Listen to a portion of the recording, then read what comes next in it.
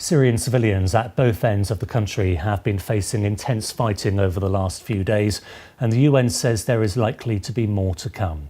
A few miles from the capital, Damascus, regime-backed forces have nearly captured the rebel-held Eastern Ghouta, and it's thought up to 50,000 people are trying to escape the area. And in the north, as many as 150,000 people are fleeing a military operation by Turkey, aiming to push out Kurdish forces in the town of Afrin. Harry Darkins has more.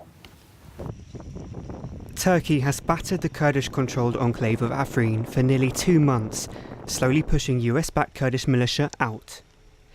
It says they have links to Kurdish groups inside Turkey, which Ankara has fought for decades.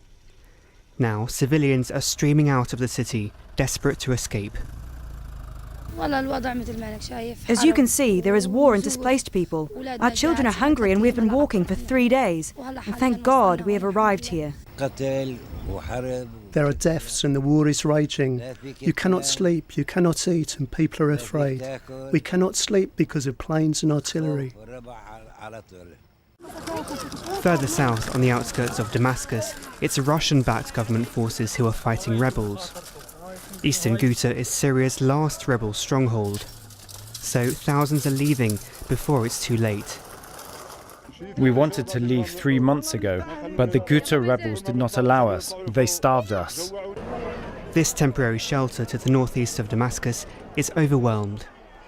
Ahmed Badawi and his family fled as the Russian-backed forces approached. People were hungry. Ghouta's women were in good health. Now they became thin.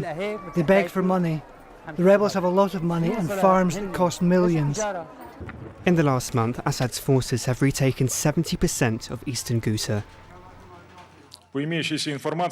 According to the information we have, individual militant units are ready to lay down their arms and leave Eastern Ghouta, but they are waiting for the command from their Western patrons. As Syria's brutal conflict entered its 8th year this week, the end can't come soon enough for thousands of ordinary civilians who have lost so much already. Harry Darkins, BBC News.